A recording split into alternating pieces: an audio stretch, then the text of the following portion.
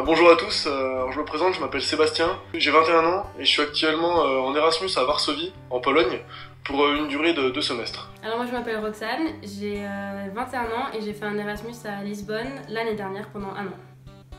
Bonjour, je m'appelle Mathilde, j'ai 21 ans et je suis partie en Erasmus à Salamanque, en Espagne, il y a maintenant 2 ans.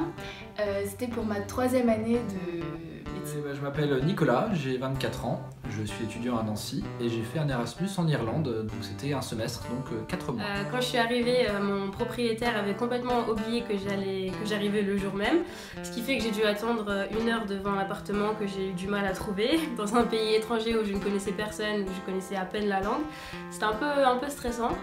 Et en arrivant à la fac, je n'étais toujours pas inscrite, donc ça m'a donné encore plus de stress. Donc on va dire que j'ai eu un départ assez chaotique et stressant, mais au final j'ai passé une bonne année. Le plus dur au début c'est de trouver un appartement, et on a vraiment eu la chance, on a réussi à trouver l'appartement sur Facebook, sur des groupes exprès pour les Erasmus. Et ça allait très vite en fait, le soir même on est arrivé, on est allé directement à l'appartement, on a signé le contrat avec la proprio.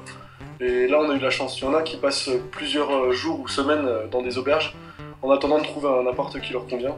Ouais, la première fois que je suis arrivé, quand on m'a présenté mon appartement, c'était un Irlandais qui présentait ça, il avait un accent irlandais monstrueux et j'ai vraiment eu du mal à suivre ce qu'il me disait et c'était pas évident. Sinon, la première fois que j'ai dû commander quelque chose, genre des pizzas au téléphone, c'était un peu compliqué. Je me suis assez vite habitué à la langue, au final on s'habitue vite, de toute façon on n'a pas le choix. J'ai pas eu d'énormes difficultés. Après il faut vraiment prévoir avant de partir, il faut prévoir son appartement, ce qu'on va faire, il faut déjà avoir une idée un petit peu de son budget, parce que c'est important de gérer son budget aussi. Forcément on vit pas de la même façon en France qu'en Irlande pour le coup, donc non, pas d'énormes difficultés si on prévoit tout à l'avance en fait. Quand je suis arrivée, oui, j'avais pas pris d'appart, j'ai décidé de choisir sur place. Du coup, c'est sûr qu'au début, il a fallu trouver l'appart, ça a mis un peu de temps, etc.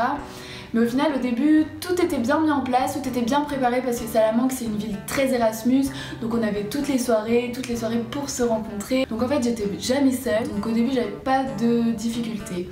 Après, ça a été plus au bout de 1 ou 2 mois où on n'est plus en voyage éphémère. On voit vraiment qu'on vit là-bas.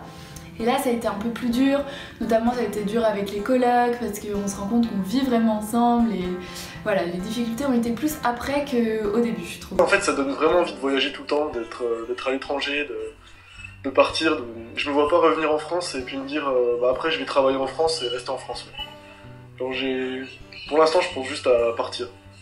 Alors, quand je suis rentrée en France, parce que moi, du coup, comme ça fait 2 ans là maintenant que je suis rentrée, ça a été très dur. Je me suis pris une claque, vraiment, ça a été super dur. En plus, je commençais l'externat, donc avec les stages à l'hôpital, le fonctionnement des cours était complètement différent parce que maintenant, on devait apprendre par soi-même dans les livres, etc. Je comprenais rien du tout du système, donc ça a été vraiment très dur en rentrant. J'ai pas su où mettre de la tête. En plus, la vie, le rythme de vie est complètement différent, l'Espagne et ici Nancy, parce que dans le sud c'est vraiment du laisser-aller, c'est tout cool, tranquille, pas de problème, etc.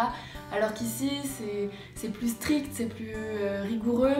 Donc ça, j'ai eu un peu de mal au début à me remettre, on va dire, dans le rythme de la vie française.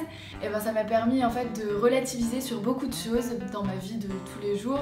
J'ai bien aimé, ça m'a permis d'avancer vraiment. Je voyais que j'avais quelque chose en plus, j'avais fait un bond de maturité par rapport aux personnes qui étaient restées en France, je trouvais. Je suis rentré et je me suis fait un bon plat à la française déjà pour commencer.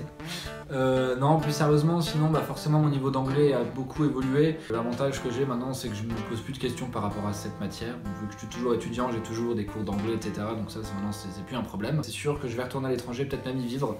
Donc il y a peut-être un peu de ça. Est-ce que j'aurais pris cette décision sans l'Erasmus? Peut-être pas. Donc peut-être partir à l'étranger serait peut-être ce qui va le plus apporter au final et ce qui va le plus changer dans ma vie.